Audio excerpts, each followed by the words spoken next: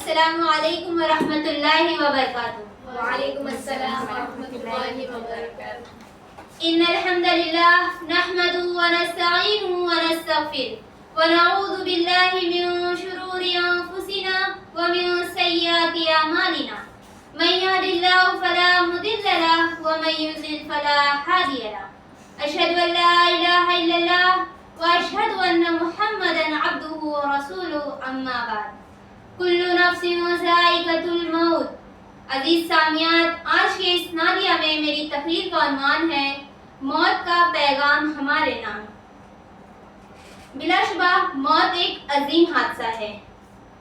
جب ایک فرد کی موت کا وقت آتا ہے، جب وہ گھر سے رخصت ہو جاتا ہے، تو اس کے جانے کے بعد امور زندگی کے نظام درہم برہم ہو جاتے ہیں. کچھ منصوبے ہوتے ہیں جو ادھورے رہ جاتے ہیں، اور کچھ حسین و جمیل خواب ہوتے ہیں جو پریشان حال ہو جاتے ہیں. کتنے ہی بوڑھے والدین ہوتے ہیں جو بے سہارا ہو جاتے ہیں، کتنے ہی بچے یتیم ہو جاتے ہیں، کتنی عورتیں بیوہ ہو جاتی ہیں، تو بھائی بہن کے بازو کٹ جاتے ہیں. درد و الم کے اس اضطرابی کیفیت میں انسانوں کے اندر دو طرح کا رد عمل پایا جاتا ہے. ایک تو مرنے والے کی جدائی کا غم.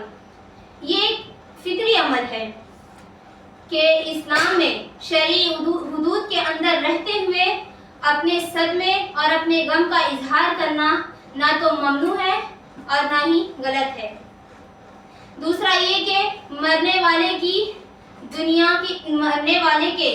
دنیا کی کاروبار کی فکر کرنا، کہ جب کوئی خاص شخص گھر سے رخصت ہو جاتا ہے تو پسماندگان کے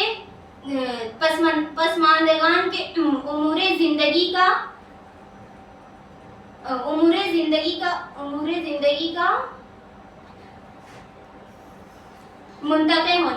عمل منتقل ہونا، اس کے متبادل کا انتظام کرنا، شرعی حدود کے اندر رہتے ہوئے دنیا کی زندگی میں جو ضروری کام ہوتے ہیں اس کے لیے انتظام کرنا، اس کی فکر کرنا، یہ بھی کوئی غلط کام نہیں ہے بلکہ ایک ضروری امر ہے.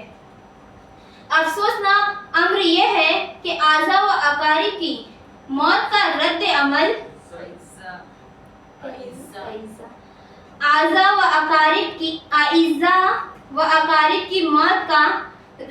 عمل شرعی حدود سے تجاوز کر کے پسماندگان کے دل و دماغ میں اس طرح سے چھا جاتا ہے کہ انہیں یہ سوچنے کی فرصت ہی نہیں ملتی ہے کہ ان دو امور کے علاوہ بھی کوئی سوچنے کی بات ہے یا نہیں.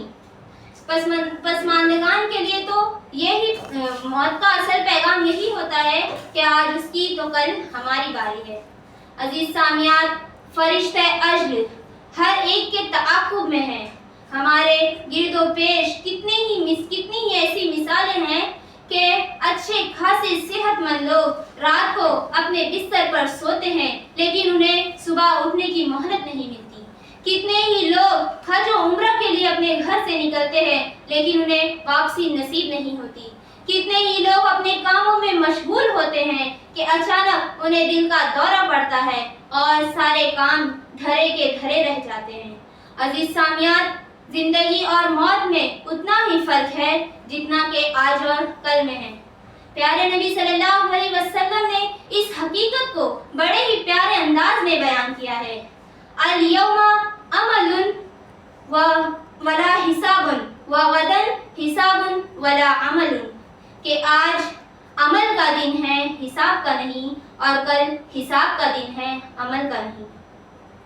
عزیز سامعین، پیارے نبی صلی اللہ علیہ وسلم نے حضرت عبداللہ بن عمر رضی اللہ تعالیٰ عنہ کو یہ نصیحت کی کہ زندگی دنیا میں اس طرح گزارو جیسے کہ ایک مسافر گزارتا ہے. اور حضرت عبداللہ بن عمر رضی اللہ تعالیٰ عنہ کہا کرتے تھے کہ اے لوگو، جب تم شام کرو تو صبح کا انتظار مت کرو، اور جب تم صبح کرو تو شام کا انتظار مت کرو، اور صحت کو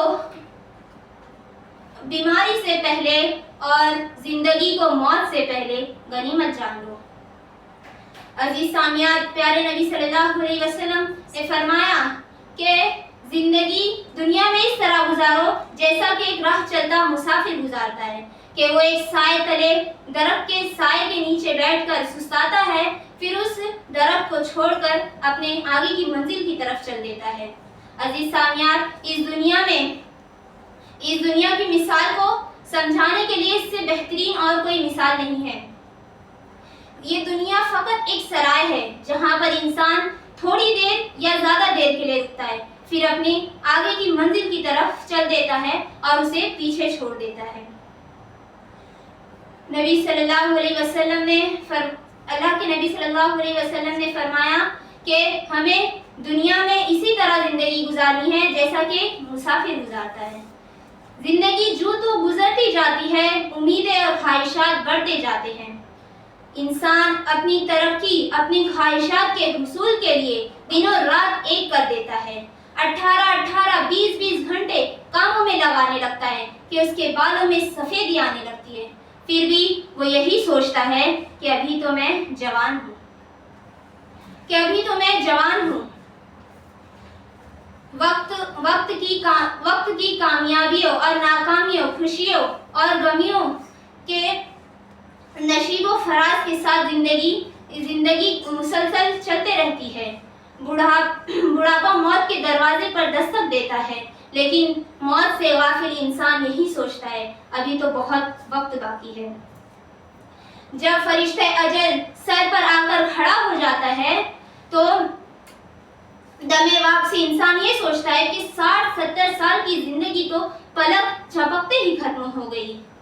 بچپن ابھی کل کی بات ہے، جوانی ایک حسین خواب ہے، کچھ پانے کچھ کھونے کا جدول بنانے کی فرصت ہی نہیں ملی، تھوڑی مختصر اور تھوڑی طویل ہے زندگی۔ پھر انسان اپنے زبان سے یہ الفاظ کہتے ہوئے دنیا سے رخصت سفر باندھتا ہے کہ عمر دراز مانگ کر لائے تھے 4 دن، 2 انتظار میں کٹ گئے اور 2 آرزو میں کٹ گئے۔ عزیز سامعین، ہمیں بھی چاہیے کہ ہم اپنے آگے پیچھے ہونے والی اموات پر غور کریں کہ ہمیں بھی فرشتے آخر میں اللہ سے دعا ہے کہ اللہ تعالیٰ ہمیں اپنی موت کو کثرت سے یاد کرنے والا بنائے۔ آمین۔ وآخر دعوانا الحمدللہ رب العالمین۔ السلام علیکم ورحمۃ اللہ۔